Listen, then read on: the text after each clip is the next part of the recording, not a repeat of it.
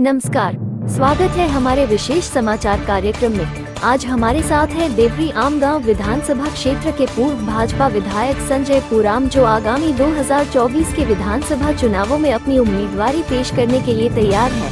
उन्होंने अपने मतदाताओं को संबोधित करते हुए कई महत्वपूर्ण बातें साझा की हैं और कहा कि मुझे पूरा विश्वास है कि जनता ने जो विश्वास मुझ पर दिखाया है वो इस बार भी कायम रहेगा। मैंने हमेशा जनता की समस्याओं को प्राथमिकता दी है और उनके समाधान के लिए ईमानदारी से काम किया है। मैं इसी विश्वास और सेवा भाव के साथ फिर से चुनावी मैदान में उतर रहा हूं। आइए जानते हैं उनके विचार और योजनाएं। 2019 मध्ये या मतदारसंघातून काँग्रेसचा उमेदवार निवडून आला। 2019 ते 24 या दरम्यान आपण जे कार्यक्रम आखले होते 14 ते 19च्या दरम्यान, त्यानंतर या मतदारसंघात नव्याने कुठलेही कामं झालेले नाही। उलट 14 ते 19च्या दरम्यान आदिवासी समाजाचे श्रद्धास्थान असलेले कचारगड, त्या कचारगडचा विकास व्हावा हा माझा हेतू होता आणि सतत 5 वर्ष आपण त्याच्यासाठी लागलो। कचारगड तीर्थक्षेत्र हे अदर्जामध्ये यावं याच्यासाठी देशाचे आमचे नेते आदरणीय नितीन गडकरीजी यांना सुद्धा त्या ठिकाणी बोलवण्यात आला होता। महाराष्ट्र राज्याचे त्यावेळेसचे मुख्यमंत्री माननीय देवेंद्रजी फडणवीस साहेब यांना देखील आपण कचारगड आणलं होतं। 14 ते 19 मध्ये जो विकास आपल्या माध्यमातून या ठिकाणी झाला तो विकास मात्र 19 ते 24च्या दरम्यान काँग्रेसच्या आमदारांच्या हातून होऊ शकले नाही। आणि म्हणून कचारगडचा विषय असेल, पालांदूरच्या चुमलीचा पूल असेल किंवा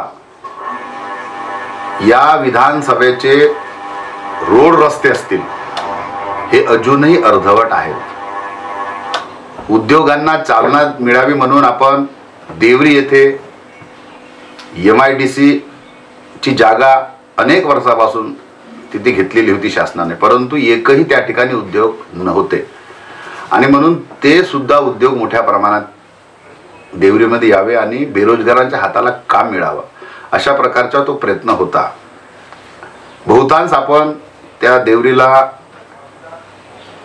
फॅक्टरी देखील आणलं, परंतु 19 ते 24 या कालावधीमध्ये जेव्हा महाविकास आघाडीचे सरकार 19 ते 22च्या दरम्यान म्हणजे 2.5 वर्ष त्यांचे सरकार असताना एकही नव्याने काम आणलं नाही।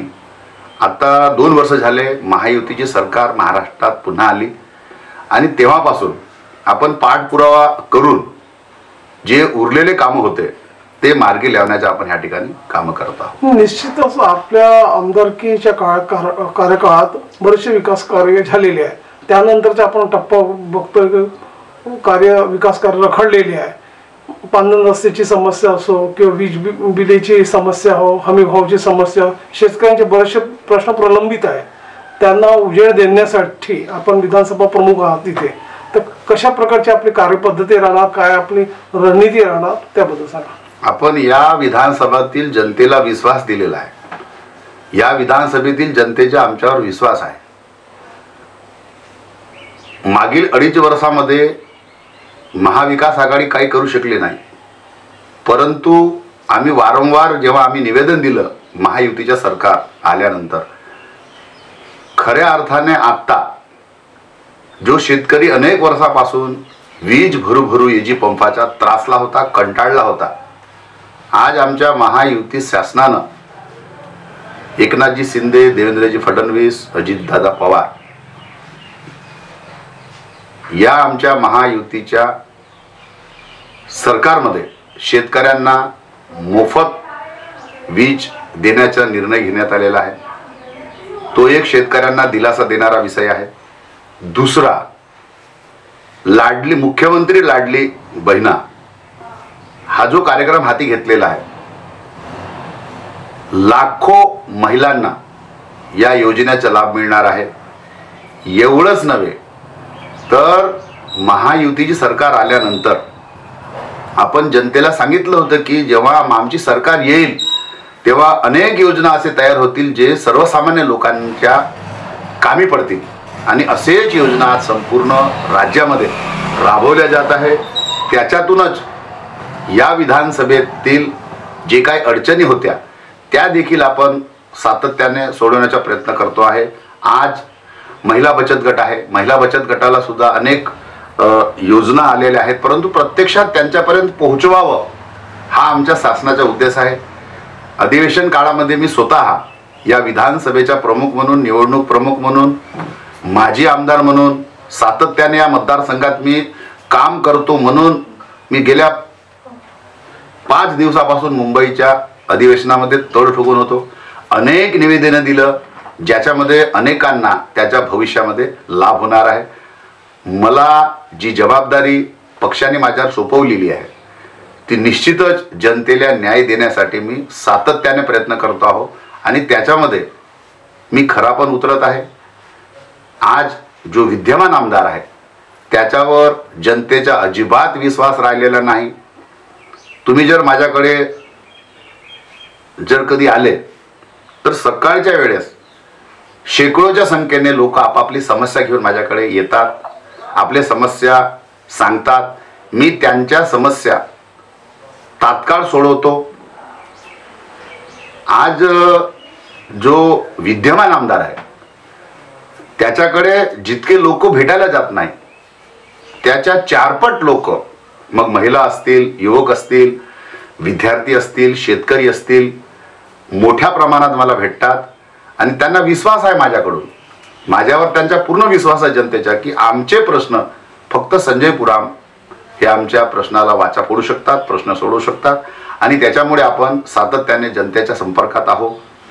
2014 ते 19 दरम्यान या मतदारसंघाचं नेतृत्व करत असताना अनेक समस्या मला समजल्या, अनेक समस्या आपण सोडवल्या. दुर्दैवाने 2019 मध्ये आपला पराजय झाला, तरी सुद्धा मी न खचता दुसऱ्याच दिवशी मतदारसंघात निघालो. जनतेच्या जे अडीअडचणी आहेत, कार्यकर्त्यांच्या जे सुख दुःख आहेत त्याच्यामध्ये मी सहभागी झालो, आणि आज मी त्यांना असं वाटू दिलं नाही की तुमचा आमदार नाही, आणि म्हणून या पद्धतीचे काम या विधानसभेमध्ये सुरू आहे. सगळं व्यवस्थित आहे, आणि आज जनता फक्त वाट बघत आहे निवडणुकीची. विरोधी पक्ष हे ताशेर ओढत आहे की नुकताच शासनाने जी लोककल्याणकारी योजना जी जाहीर केलेली आहे ते निवडणुकीच्या पार्श्वभूमीवर केलेली आहे. ही तात्पुरती योजना आहे, पुढे बंद होण्याची पण शक्यता आहे, आणि जे म्हणजे महिलांना जितकं लाभ मिळाला पाहिजे तितकं मिळणार नाही असे ते बोलतात. याच महाराष्ट्रातील जनतेने काँग्रेसला 60 वर्षाची संधी दिली होती. याच जनतेने संधी दिली होती ना त्यांना. मग जेव्हा या जनतेने काँग्रेसला 60 वर्ष संधी दिली तेव्हा त्यांनी ते करायला पाहिजे होता, परंतु काँग्रेसला सुचलं नाही. कारण त्यांचा एक धंदा होता, पैसे लगाव आणि पैसे कमाव, आणि यामुळे त्यांना विकासाच्या बाबतीत काही सुचलं नाही. जे काम अवघ्या 10 वर्षामध्ये या देशाचे पंतप्रधान माननीय नरेंद्रजी मोदी यांना सुचलं, आमच्या राज्याचे मुख्य देवेंद्रजी फडणवीस, एकनाथजी शिंदे साहेब यांना सुचलं. इलेक्शनच्या जागी पण काँग्रेस ऐन वेळेस कुठला ना कुठला फंडा खेळतो आणि लोकांना गुमराह करतो. मी आता जी गोष्ट सांगतो, ज्यावेळेस लोकसभेचे इलेक्शन लागलं, काँग्रेसकडे एकही मुद्दा नव्हता, एकही एजेंडा नव्हता, आणि त्याच्यामुळे त्यांनी संविधानचा विषय छेडला, आरक्षणचा विषय छेडला, आणि त्याच्यामुळे आमचा जो आदिवासी समाज आहे, शेड्यूल कास्ट समाज आहे, तो घाबरला.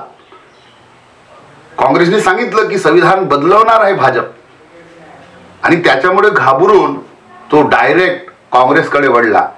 अशा प्रकारचे हे खोटे बोला पण रेटून बोला असं काम काँग्रेसचे आहे. विरोधकांकडे काही धंदे उरले नाही, विकासाचं तर काम त्यांनी कधी केलं नाही, आणि त्याच्यामुळे आता कसं तरी लोकांना गुमराह करून येणाऱ्या काळामध्ये त्यांचे जे मतदान आहेत ते काँग्रेसच्या खेम्यामध्ये कसं आणता येईल हा त्यांचा तो केविलवाना प्रयत्न आहे. केविलवाना. संजय भाऊ, आपण हे बघतोय की आता हे जे नवे मतदार जे तयार होत आहे, मतदार यादीमध्ये बरीचशी त्रुटी आहे, नाव खोडंबले गेलेले आहे बरेचसे मतदारांचे. तर हे बघता आपल्या पक्षातर्फे मतदार नोंदणी जे आहे ते आपलं अभियान आपण राबवत आहात म्हटलं. आणखी मुख्यमंत्री लाडकी बहीण योजनाचा लाभ जनसामान्यापर्यंत पोहोचला पाहिजे, महिलांपर्यंत पोहोचला पाहिजे, त्यासाठी आपल्या पक्षातर्फे कशा प्रकारची तयारी केली जाते त्याबद्दल सांगा. आमच्या पक्षातर्फे 2 प्रकारची तयारी केली जात आहे. एक तर या मतदारसंघामध्ये पूर्ण बैठक घेऊन जे आमचे कार्यकर्ते आहेत, पदाधिकारी आहेत, त्यांना डायरेक्ट सूचना करण्यात आलेला आहे की तुम्ही घराघरापर्यंत पोहोचा आणि लाडकी बहीण योजनेचा फॉर्म त्या महिलेकडून भरून घ्या. दुसरी यंत्रणा महिला बाल कल्याण जिल्हा परिषद गोंदियाकडून अंगणवाडी सेविकेंच्या माध्यमातून देखील ते फॉर्म कलेक्ट करून ऑनलाईन करण्यात येत आहे. त्याच्यामुळे आम्ही काळजी घेत आहोत की एकही आमची बहीण या योजनेपासून वंचित राहणार नाही. आमचा कार्यकर्ता उतरलेला आहे कामासाठी आणि त्याच्यामुळे निश्चितच या लाभापासून कोणालाही वंचित ठेवता येणार नाही. पूर्ण आमची तयारी झालेली आहे. पुढे विधानसभा निवडणूक आहे, तर हे सांगा की येथील जे नागरिक आहे, बरेचशा लोकांना माहिती नसते योजनाबद्दल, त्यांनी आपल्यासोबत संपर्क करावा आणि आपले जनसंपर्क अभियान तसे आपण राबवत आहात, आपण विधानसभा प्रमुख पण आहात. ते येथील जे नागरिक आहे यांना आपलं काय आव्हान राहणार, काय एक मेसेज राहणार? गेल्या अनेक वर्षापासून कल्याणकारी योजना शासनाने तयार केलेली आहे. माझी समस्त जनतेला विनंती आहे की आयुष्यमान भारत असेल, शेतकऱ्यांच्या खात्यावर डायरेक्ट जाणारे निधी असेल, स्टार्टअप इंडिया असेल, मेक इन इंडिया असेल किंवा जी युवकांसाठी राबवलेली जी योजना आहे, आपण त्याला म्हणतो मुद्रा योजना. तर ह्या योजना पूर्ण जिल्हाधिकारी कार्यालयामध्ये,